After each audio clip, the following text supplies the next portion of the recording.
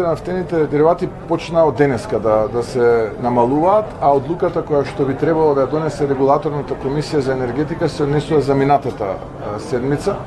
Според нашите калкулации, бидејќи престанува да важи кризната состојба, бидејќи договорот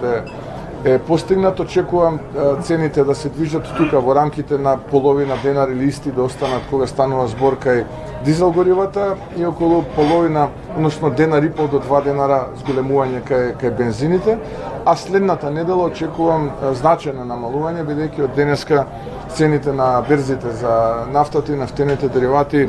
драматично опадна, ги следев патувајќи кон Битола, некаде околу 82-83 долара за барел се движат.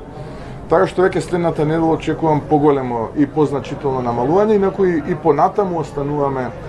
земја која што има најниска цена на бензините и дизел горивата во регионот, тоа последно се чувствува тука во Битола. Има бензински станици каде што 50% е зголемен прометот од страна на граѓани од нашиот јужен сосед. Така што, ние овие 3 месеци, би рекол, прилично достоинствено ги издржавме, ниту во еден момент не дозволивме да имаме било каква рестрикција на бензинските пумпи, не го ограничивме извозот, напротив, ги отворивме нашите порти за граѓаните од соседните земји.